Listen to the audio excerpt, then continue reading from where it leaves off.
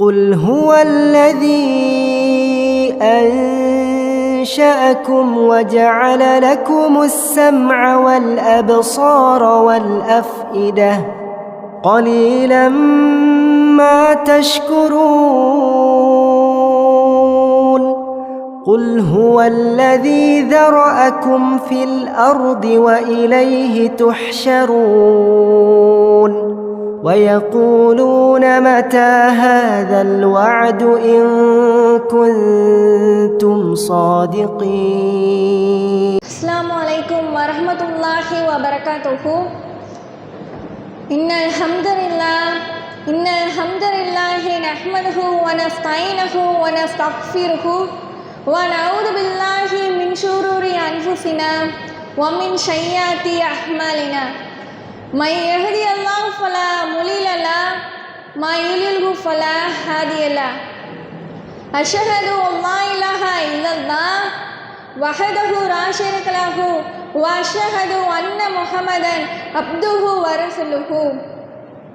يا أيها الناس اتقوا ربكم الذي خلقكم من نفس واحدة وخلق منها زوجها وبث منهما رجالا كثيرا ونساء واتقوا الله الذي تسألون به والأرحام إن الله كان عليكم رقيبا. கண்ணியத்துக்குரிய எல்லாம் அல்ல அல்லாஹ்வின் நல்லடியார்களே, அந்த ஏக இறைவனின் சாந்தியும் சமாதானமும் உங்கள் மீதும் என் மீதும் என்றென்றும் நின்று நிலவட்டுமாக என்று பிரார்த்தித்தவளாய் என்னுடைய உரையை ஆரம்பம் செய்கின்றேன். அல்ஹம்துலில்லாஹ்.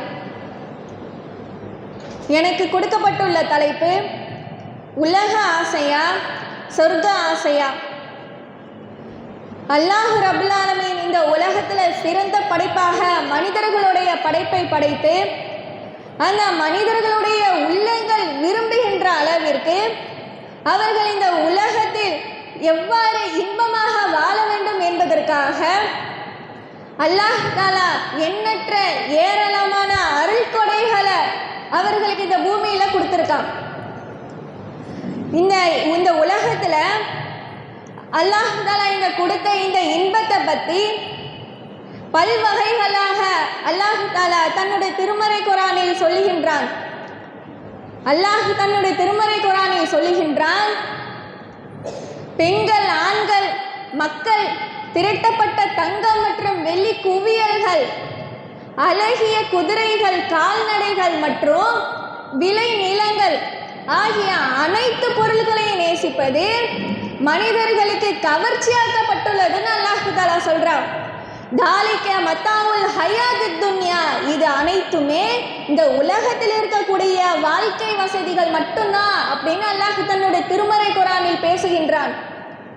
இன்னும் இந்த உலகத்தில் இருக்கக்கூடிய வீணும் விளையாட்டும் கவர்ச்சியும் உங்களிடம் பெருமை அளிக்கிறதும், உங்களிடம் இந்த பூமியில செல்வத்தை அதிகமாக பெருக்கிக் கொள்வதும், மக்கள் செல்வங்களை அதிகமாக பெருக்கிக் கொள்வதும், இவை அனைத்துமே இந்த உலகத்தில் இருக்கக்கூடிய இந்த உலக வாழ்க்கை என்பதை நீங்கள் அறிந்து கொள்ளுங்கள் என்று அல்லாஹ் தஆலா சொல்றான்.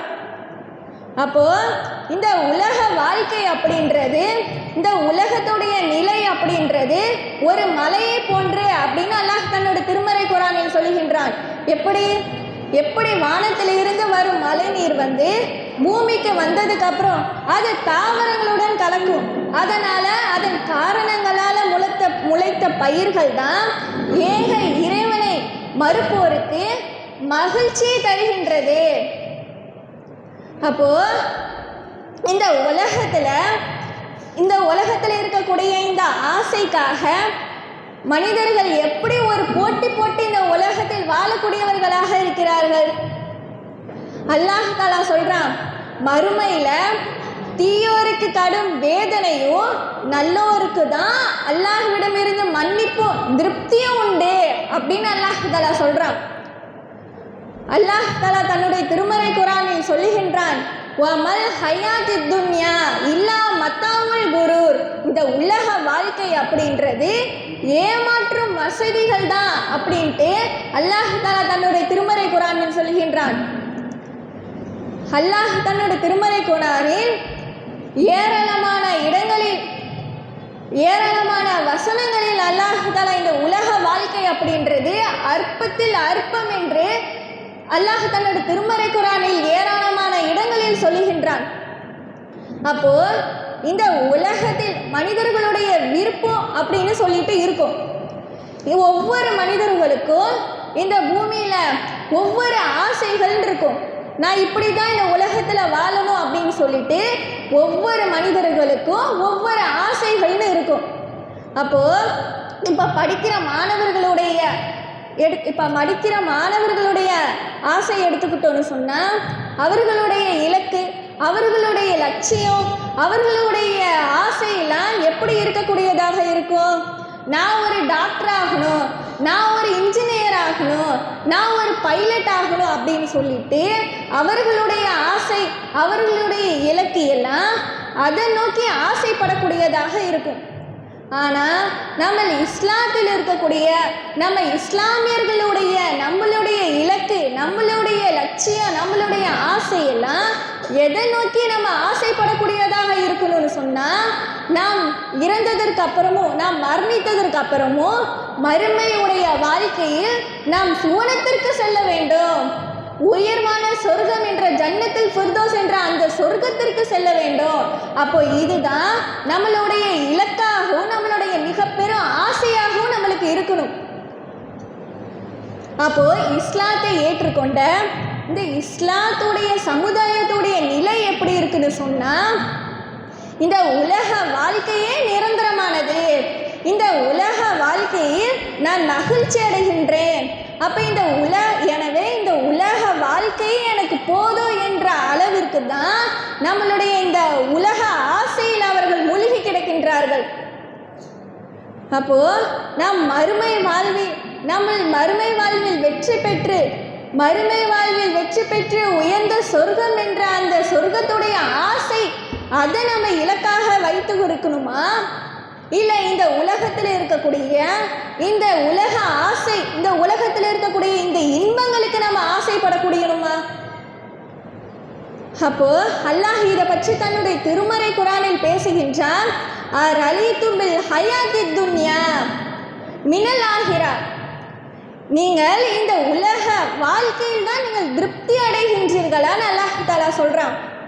அல்லாஹ் தஆலா கேட்கின்றான், இந்த உலக வாழ்க்கையில் நீங்கள் மகிழ்ச்சியாக இருக்கின்ற இந்த உலக வாழ்க்கையில் தான் நீங்கள் திருப்தி அடைகின்றீர்களான்னு அல்லாஹ் தஆலா கேட்குறான்.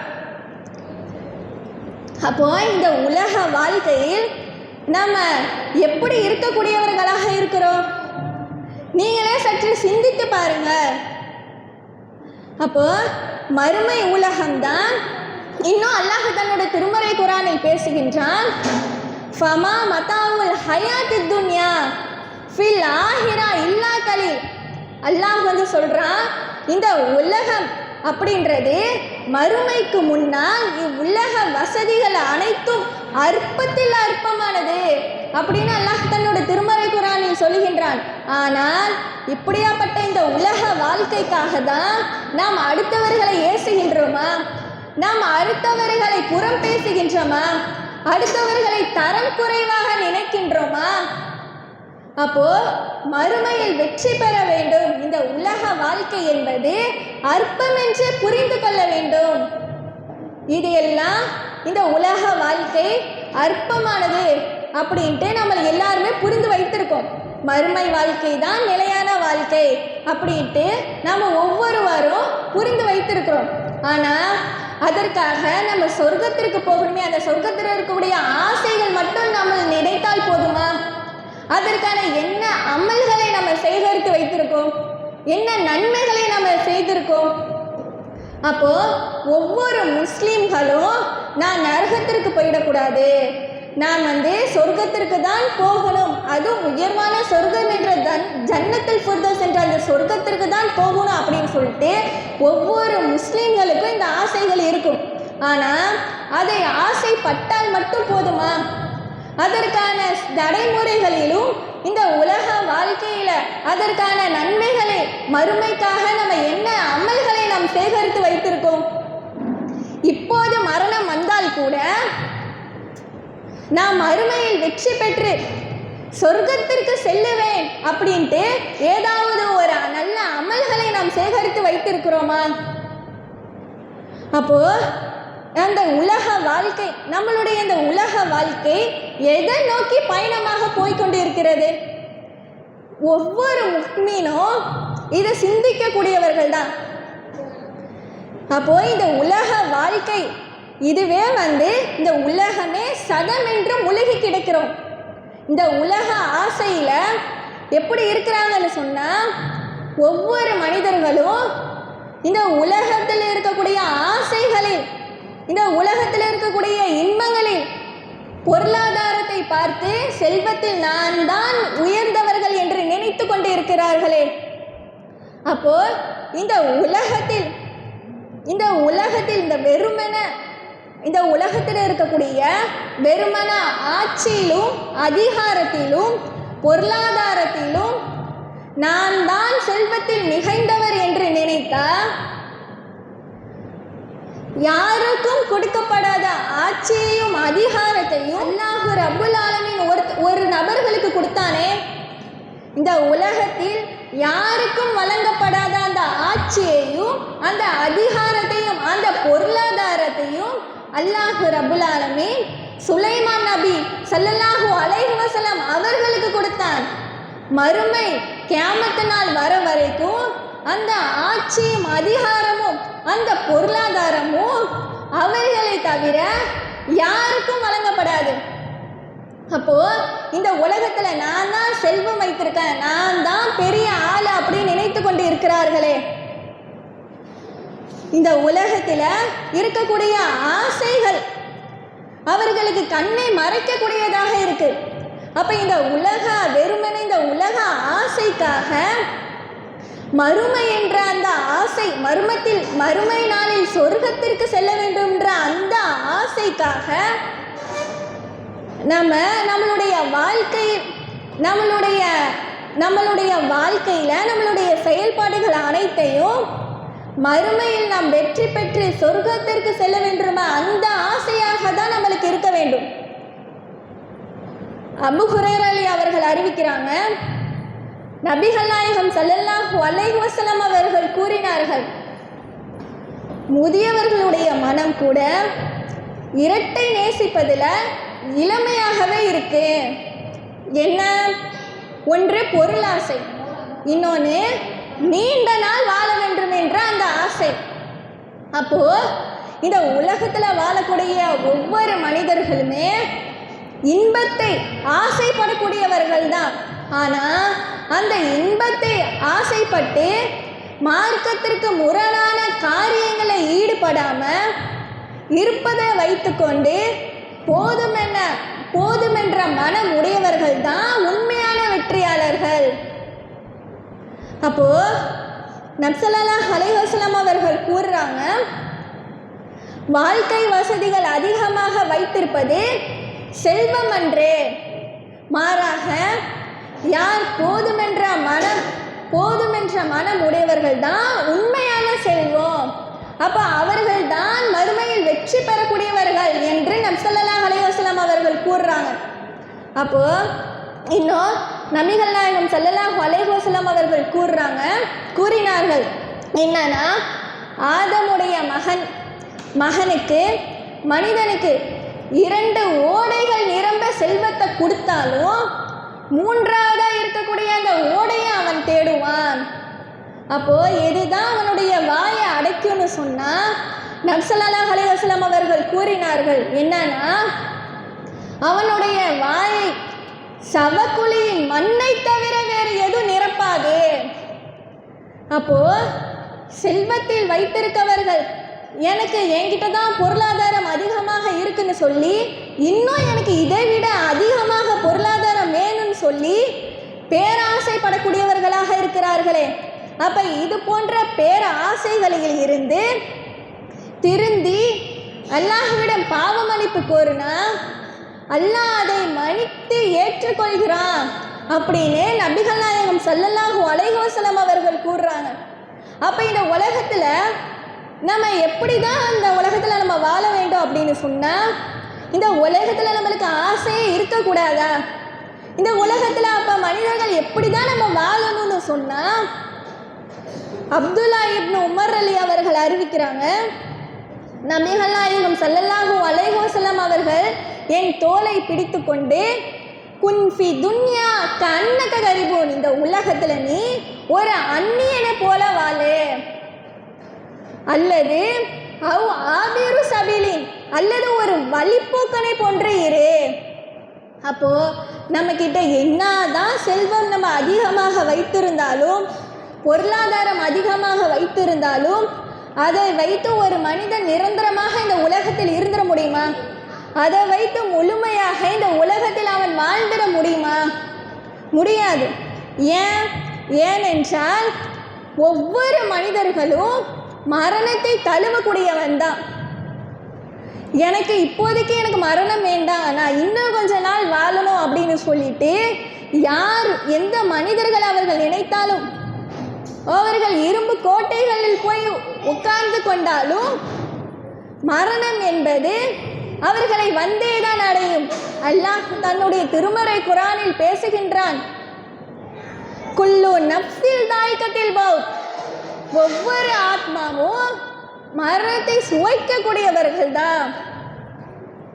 அப்போ இந்த உலகத்தில் நம்ம சின்ன சின்ன ஆசைகள் தானே அப்படின்னு சொல்லிட்டு, இந்த சின்ன சின்ன ஆசைகளுக்காக நம் சொர்க்கத்தில் இருக்கக்கூடிய அந்த ஆசையை நம்ம விட்டு விடணுமா? இப்போ பெற்றோர்களை எடுத்துக்கிட்டோன்னு சொன்னால், அவர்கள் என்ன பண்ணுறாங்க, என் பிள்ளை ஒரு சின்ன ஆசை தானே கேட்குது, ஆனால் அது மார்க்கத்தில் கிடையாது, இப்படி செய்யவும் கூடாது அப்படின்ட்டு நம்மளோட இஸ்லாத்தில் சொல்லியிருக்கு. ஆனால் அந்த பெற்றோர்கள் என்ன செய்கிறாங்க, என் பிள்ளை கேட்குது, இதெல்லாம் ஒரு சின்ன ஆசை தானே சொல்லிட்டு நியூ இயருக்கு கேக்கு வெட்டி கொண்டாடக்கூடியவர்களாக இருக்கிறாங்க.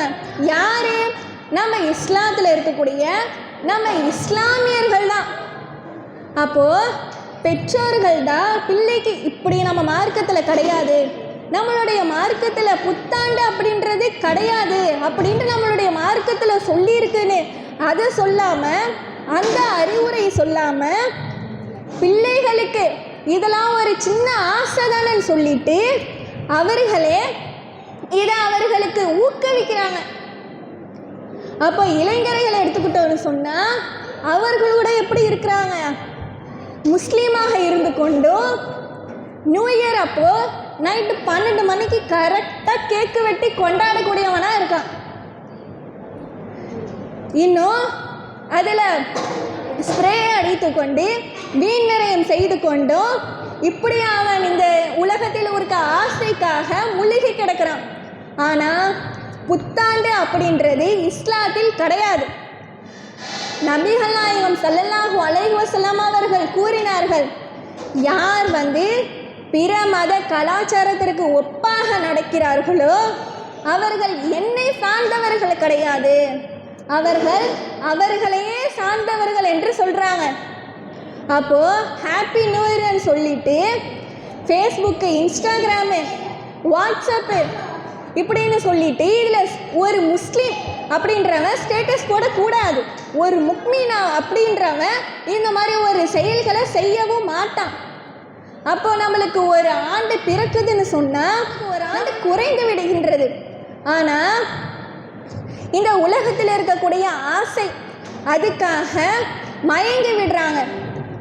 நம்மளுக்கு இந்த இந்த புத்தாண்டு பிறக்குது அப்படின்னு சொன்னால் நம்மளுக்கு ஒரு ஆண்டு அதில் நம்மளுக்கு குறைவாக இருக்குது. அப்போது நம்மளுக்கு மரணம் நம்மளை நெருங்கக்கூடியதாக இருக்குது. அப்போது அந்த மரணம் நெருங்கும் அந்த நேரத்தில் நீ தொழுதியா, நீ தௌபா செஞ்சியா, நீ தர்மம் செஞ்சியா அப்படின்னு ஒவ்வொரு ஆண்களும் பெண்களும் இதை சிந்தித்து பார்க்க வேண்டும். அப்போ தொழுகை எடுத்துக்கிட்டோன்னு சொன்னால் இந்த உலகத்தில் முஸ்லீம்கள் எப்படி இருக்கிறாங்க, தொழுகையில் நிறைய பேர் அலட்சியம் காட்டக்கூடியவர்களாக தான் இருக்கிறாங்க. பிள்ளைகளை எடுத்துக்கிட்டோன்னு சொன்னால் நைட்டு ஃபுல்லாக ஃபோனை நோண்டும். எப்போ நைட்டு 2 மணி 3 மணி வரைக்குமே 4 மணி வரைக்கும் ஃபோனை நோண்டக்கூடியதாக இருக்கும். அப்போது அந்த ஃபஜர் நேரத்தில் தான் போய் தூங்கக்கூடியதாக இருக்கும். அப்போது பெற்றோர்கள் வந்து வா தொழுகைக்கு நேரமாயிடுச்சு வா வந்து தொழுகுன்னு சொன்னால் இப்போ தானே நான் வந்து உறங்கினேன், இப்போ போய் என்னை வந்து எழுப்புறியா அப்படின்னு சொல்லிட்டு பெற்றோர்களை ஏசக்கூடியவர்களாக இருக்கிறாங்க. ஆனால் அந்த பெற்றோர்கள் எப்படி இருக்கணும்? ஃபோனை வாங்கி வைத்து கொண்டு நீ இந்த ஃபோன்னால தானே தொழுகாமல் இருக்கிற, அப்போ உனக்கு ஃபோனே கிடையாதுன்னு சொல்லி அந்த ஃபோனை வாங்கி வைத்து கொண்டா அவர்கள் தொழுகைக்கு அஞ்சி அல்லாவுக்கு அஞ்சி தொழக்கூடியவர்களாக இருப்பாங்க. இப்போ பெண்களை எடுத்துக்கிட்டோன்னு சொன்னால் அவர்களும் சில பேர் தொழுகையில் அலட்சியம் காட்டக்கூடியவர்களாக தான் இருக்கிறாங்க.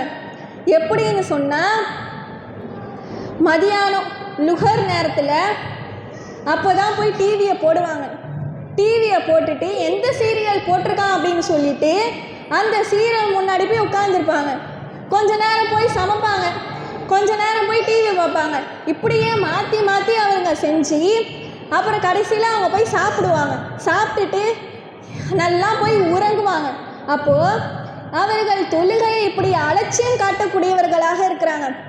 தொழுகைகளை இருக்கக்கூடிய அந்த பயம் அவர்களுக்கு இருந்துச்சுன்னு சொன்னால் அவர்கள் விரைந்து தொழுவாங்க. அப்போ ஆண்களை எடுத்துக்கிட்டோன்னு சொன்னால் ஆண்கள் எப்படி இருக்கக்கூடியவர்களாக இருக்கிறாங்க? அவர்களிலும் சில பேர் தொழுகையில் அலட்சியம் காட்டக்கூடியவர்களாக தான் இருக்கிறாங்க. அல்லாஹ் ரப்புல் ஆலமீன் சொல்லுகின்றான், ஆண்கள் வந்து பள்ளியில் தான் வந்து தொழுகணும் அப்படின்ட்டு அல்லாஹ் தஆலா சொல்கிறான். ஆனால் இப்போ ஜும்மா நேரத்தை எடுத்துக்கிட்டோன்னு சொன்னால் ஜும்மா நேரத்தில் இப்போ தான் என்னுடைய கடையில் வியாபாரம் அதிகமாக ஆகுது, இப்போ நான் வந்து இப்போ தொழுதுட்டேன்னு சொன்னால் என்னுடைய வியாபாரம் எனக்கு பணம் வராது, என்னுடைய பொருளாதாரம் கம்மியாகிடும்னு சொல்லி அவர்களுடைய இந்த உலகத்தில் இருக்கக்கூடிய ஆசைக்காக, இந்த உலகத்தில் இருக்கக்கூடிய இந்த செல்வத்திற்காக, மறுமையில் இருக்கக்கூடிய அந்த சொர்க்கத்தை அவர்கள் அலட்சியப்படுத்தக்கூடியவர்களாக இருக்கிறாங்க. ஆனால் அபூ ஹுரைரா அவர்கள் அறிவிக்கிறாங்க, நபிகள் நாயகம் ஸல்லல்லாஹு அலைஹி வஸல்லம் அவர்கள் ஃபஜர் தொழுகை நேரத்தில் தொழுகை முடிந்ததுக்கு அப்புறம் பிலால் ரலி அவர்களை அழைத்து, பிலாலே, நீ இஸ்லாத்திற்கு இணைந்ததுக்கு அப்புறம் உன்னுடைய நற்செயல்கள் என்ன அப்படின்னு கேட்குறாங்க. ஏன்னா சொர்க்கத்தில் எனக்கு முன்னாடி நடந்து போகிற உன்னுடைய செருப்பு ஓசையை நான் செவியுற்றேன் என்று அவர்கள் சொல்கிறாங்க. நபிகள் நாயகம் ஸல்லல்லாஹு அலைஹி வஸல்லம் அவர்கள் கூறுறாங்க. அப்போ பிலால் ரலி அவர்கள் சொல்கிறாங்க, நான் எப்போது எந்த நேரத்தில் இரவு பகல் எந்த நேரத்தில் நான் ஒது செஞ்சாலும் என் விதியில் எழுதப்பட்டிருப்பதை போல நான் தொழாமல் இருந்ததில்லை அப்படின்னு அவங்க சொல்கிறாங்க. அப்போ இதுதான் நான் செய்த நற்செயல்களில் மிகவும் சிறந்ததாக இருக்கும் நான் வந்து கருதுகிறேன் அப்படின்னு அவங்க சொல்கிறாங்க. அப்போது அவர்கள் உது செய்ததற்காகவே தொழுகிறாங்க. ஆனால் நம்ம எப்படி இருக்கோம்? ஐவேளை கடமையாக்கப்பட்ட அந்த ஐவேளையை நம்ம சரிவர தொழுகிறோமா? அவர்கள் உது செய்ததற்காகவே தொழுகிறாங்க. இந்த உலகத்தில் நீ ஒரு சொர்க்கவாசி அப்படின்னு சொன்னால் நம்மளுக்கு எவ்வளோ மகிழ்ச்சியாக இருக்கும். அப்போது நபிகள் நாயகம் ஸல்லல்லாஹு அலைஹி வஸல்லம் அவர்களுடைய காலத்தில் நீ ஒரு சொர்க்கவாசின்னு சொல்லிடுன்னு சொன்னால் அப்போது எந்த அளவிற்கு இந்த உலக ஆசை அற்பமானதுன்னு என்று அவங்க நினைத்து சொர்க்கத்தில் இருக்கக்கூடிய அந்த ஆசைக்காக இந்த உலகத்தில் அவர்கள் என்னென்ன நன்மைகள் செய்திருப்பார்கள், என்னென்ன ஆசைகளை அவர்கள் இந்த உலகத்தில் இழந்திருப்பார்கள். ஆனால் நம்ம இந்த உலகத்தில் எப்படி இருக்கின்றோம்? இந்த உலக ஆசையிலே நம்ம மயங்கி கிடக்கக்கூடியவர்களாக இருக்கிறோம். அவர்களுக்கும் இப்போ எனக்கு வேலை பார்க்க முடியலன்னு சொல்லிட்டு ஒவ்வொருவர்களும் என்ன பண்ணுவாங்க, சில பேர் வேலை ஆட்களை வைப்பாங்க. ஒவ்வொரு வேலைகளுக்கும் ஒவ்வொரு வேலையாட்களை நியமிப்பாங்க. அப்போ அதே போல தான் சொர்க்கத்திலும் அல்லாஹ் தஆலா நம்மளுக்கு பணியாளர்களை நியமிக்கிறான். எப்படி? சொர்க்கத்தில் நம்ம அதிக அதிக நன்மைகள் செய்தாதான் நம் சொர்க்கத்தில் இருக்கக்கூடிய அந்த ஆசை நம்மளுக்கு கிடைக்கும். அல்லாஹ் தன்னுடைய திருமறை குர்ஆனில் பேசுகின்றான். எப்படி? அவர்கள் சொர்க்கவாசிகள் அவர்கள் அவர்களை சுற்றி வருவார்களாம். அவர்களை சுற்றி அவர்களுடைய பணியாளர்கள் அவர்களை சுற்றி சுற்றி வருவார்கள். அப்போ அவர்கள் எப்படி இருப்பார்கள் தெரியுமா? அல்லாஹ் தன்னுடைய திருமறை குர்ஆனில் சொல்லுகின்றான், அவர்கள் மூடி வைக்கப்பட்ட முத்துக்களை போல இருப்பார்கள். அப்போ இன்னும் அல்லாஹ் தன்னுடைய திருமறை குர்ஆனில் பேசுகின்றான், இளமை மாறாத சிறுவர்கள் சொர்க்கவாசிகளை சுற்றி வருவார்கள். இன்னும் இப்போ கடை வீதியை எடுத்துக்கிட்டோன்னு சொன்னால், இப்போ எப்படி இருக்கிறாங்க மக்கள்? கடை வீதிக்கு போனால் எதை பார்த்தாலும் எனக்கு இதை வாங்கணும் அப்படின்ற அந்த அவ்வளோ ஆசை. ஏன்? இந்த உலகத்தில் ஒவ்வொரு ஆடையும் ஒவ்வொரு பொருளும் கண்ணை கவரக்கூடியதாக இருக்குது. அப்போ அதே போல தான் அவனும் கட்டிடங்களை அடுக்கடுக்காக கட்டிடங்களை கட்டி வச்சிருக்கான். அப்போ அவன் இந்த மாதிரி ஒரு கட்டிடங்களை கட்டி வைத்திருக்கானே, இதை அவன் எப்படி வசூலிப்பான்னு? அப்புறம் கிறிஸ்மஸ், தீபாவளி அப்படின்னு சொல்லிட்டு ரம்ஜான் இதிலெல்லாம் ஆஃபர் போடுவான். அவனும் ஆஃபர் போடுறதை நிறுத்த மாட்டான், இந்த மக்களும் அதை வாங்காமல் இருக்க மாட்டாங்க. ஏன்? நம்மளோட தேவைகளுக்கு வாங்கினா பரவாயில்ல, நம்மளுடைய தேவைகள் இன்றி நம்மளுடைய தேவைகளுக்கு மிஞ்சி நம்மளுடைய தேவைகளே இல்லாமல் அந்த பொருள்களை வீட்டில் வாங்கி குமிக்கக்கூடியவர்களாக இருக்கிறாங்க. இப்போ கணவன் மனைவி இடத்துல ஏன் தேவையே இல்லாத இந்த பொருள்களை நீ வாங்கி வச்சிருக்க அப்படின்னு சொன்னால், உங்களுக்கு என்ன, நான் இதை எப்போ வேணாலும் இதை யூஸ் பண்ணிப்பேன், நீங்கள் உங்கள் வேலையை பார்த்துட்டு போங்க அப்படின்ட்டு கணவரை ஏசக்கூடியவர்களாக இருக்கிறாங்க. அப்போ இந்த உலகத்தில் இருக்கக்கூடிய ஒவ்வொரு ஆசையும் கண்ணை கவரக்கூடியதாக மக்களுக்கு இருக்கு. இந்த உலகத்தில் இருக்கக்கூடிய இந்த ஆடையும் இதில் இருக்கக்கூடிய இந்த பொருளாதாரத்தையும் பார்த்து இந்த உலகத்தில் இருக்கக்கூடிய இந்த பொருள்களை பார்த்து மக்கள் வியப்படைகிறார்களே. அல்லாஹ் தன்னுடைய திருமறை குர்ஆனில் சொல்லுகின்றான், இறைவனை அஞ்சுவோர் இடத்திலும் சொர்க்க சோலைகளிலும் அவர்கள் நுழைவார்கள், நீரூற்றிலும் இருப்பார்கள். அப்போ அல்லாஹ் தன்னுடைய திருமறை குர்ஆனில் சொல்லுகின்றான், இந்த உலகத்தில் இருக்கக்கூடிய இந்த ஆடைகளுக்கே நீங்கள் இப்படி வியப்படுகிறீர்களே, அப்போ சொர்க்கத்தில் அல்லாஹ் தஆலா சுந்தூஸ் இஸ்தபரக் என்ற 2 வகைகளான பட்டாடைகளை அணிந்தவர்களாக ஒருவருக்கு ஒருவரை சந்திப்பார்கள் அப்படின்னு அல்லாஹ் தஆலா சொல்றான். அப்போ இந்த உலகத்தில் நம்ம எப்படி வாழணும்? இந்த உலகத்தில் ஒவ்வொரு மனிதர்களும் இந்த உலக ஆசைக்காக, இந்த உலகத்தில் இருக்கக்கூடிய கவர்ச்சியை, இந்த உலகத்தில் இருக்கக்கூடிய இந்த அற்ப சுகத்திற்காக மதிமயங்கி போய்விடுறாங்க. இப்போ திருமணத்தை எடுத்துக்கிட்டோன்னு சொன்னால், திருமணத்தில் மணமகன் எனக்கு இப்படி தான் திருமணம் நடக்கணும், நான் இப்படி தான் ஆடம்பரமாக தான் நான் என்னுடைய திருமணத்தை நான் செய்வேன் அப்படின்னு சொல்லி அவன் எப்படியாப்பட்ட திருமணத்தை செய்கிறான்?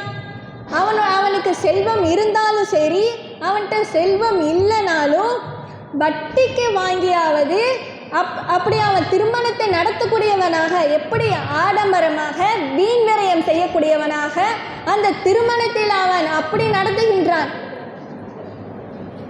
இப்போ மணமகன் காரில் போகிறாங்க அப்படின்னு சொன்னால், அவர்களுக்கு பின்னால் அந்த மணமகனுடைய தோழர்கள் 10-15 பைக்கு.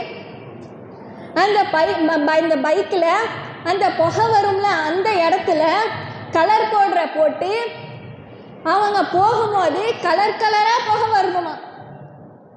அப்போது இப்படியெல்லாம் இந்த உலகத்தில் ஆசைப்படக்கூடியவர்களாக இருக்கிறாங்க. இப்படி அவர்கள் பைக்கில் இந்த மாதிரி மாப்பிள்ளை தோழர்கள்னு சொல்லிட்டு மணமகனுக்கு பின்னாடி 10-15 பேர் போகிறார்கள.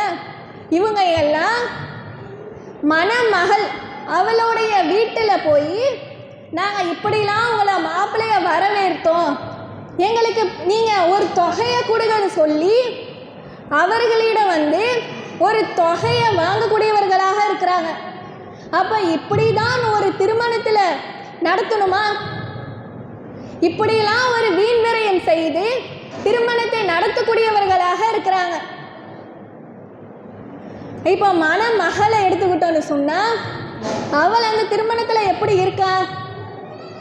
ஒட்டுமுடி வைத்து கொண்டு நம்ம இஸ்லாத்தில் இருக்கக்கூடிய நம்ம இஸ்லாமியர்களுடைய அவர்களே அந்த பெண்களே அவர்களுடைய திருமணத்தில் ஒட்டுமுடி வைத்து கொண்டு கண்ணுக்கு ஐலேஷா கண்ணில் அந்த முகத்திலையும் ஒட்டுமுடி வைத்து கொண்டு புருவத்தை த்ரெட்டிங் பண்ணி கொண்டு இப்படி அல்லாஹ் சொல்லாத இந்த காரியங்கள் எல்லாம் அவர்கள் செய்கிறார்கள்.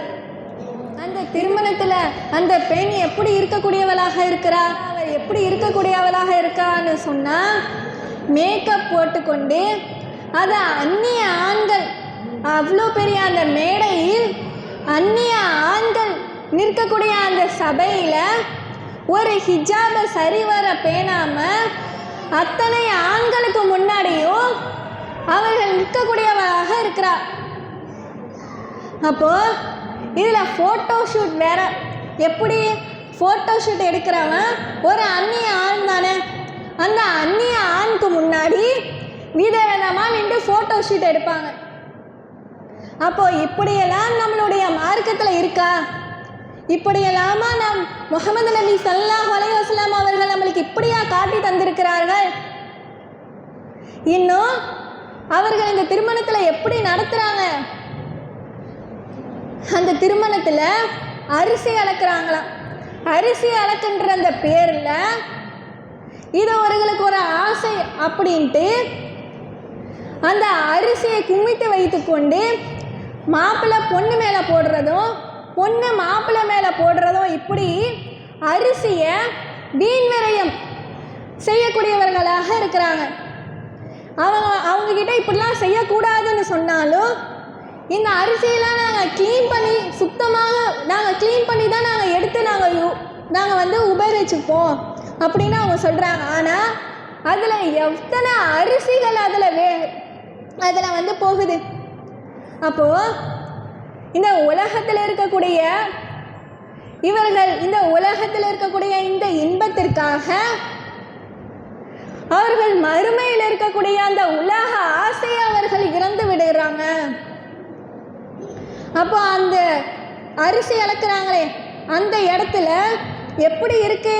கிண்டலும் கேலியுமா நிறைந்து இருக்கு. மாப்பிள்ளையுடைய தோழர்கள் பொண்ணுடைய தோழிகளை கிண்டல் பண்ணுறதும் இவங்க அவங்கள கிண்டல் பண்ணுறதும் இப்படி மாற்றி மாற்றி கிண்டல் செய்து கொண்டு இப்படி தான் அவர்களுடைய திருமணத்தை நடத்தணுமா?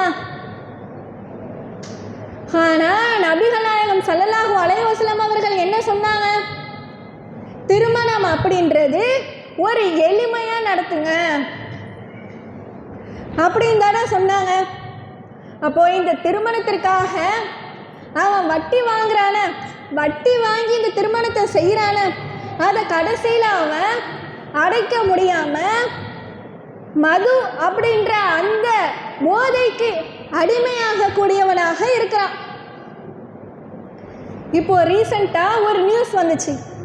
என்ன நியூஸ்னா, ஆந்திரா மாநிலத்தில் உள்ள ஒரு மனிதன் என்ன பண்ணுறான்னு சொன்னால் நல்லா ஒரு குடி போதை. அந்த போதையில் மின் கம்பம்னு கூட பார்க்காம அந்த மின் கம்பத்தில் அந்த மின் கம்பத்தில் நிற்கிறதுக்கே நம்மளுக்கெல்லாம் பயமாக தான் இருக்கும். ஆனால் அந்த மின் கம்பத்தில் மேலே இருக்கிற அந்த ஒயர் போய் படுத்திருக்கிறான். அவன் எப்படி அதில் கையை வேற தலை மேலே வச்சு அவன் எப்படி அது மேலே போய் படுத்தானே தெரில. அப்போ காலையில் அந்த மக்கள் வந்து பார்க்கும்போது உடனே டிரான்ஸ்ஃபார்ம் அவர்கள்ட்ட வந்து சொல்லி உடனே அந்த மின்சாரத்தை வந்து நிறுத்தக்கூடியவர்களாக இருக்கிறாங்க. அப்போ இந்த உலகத்தில் மது அப்படின்றதற்கு அவன் அடிமையாகிட்டான். அப்போது ஒரு ஆசை என்று போய் அவனுடைய வாழ்க்கை இந்த உலகத்தில் என்னவாக போய் முடிகிறது?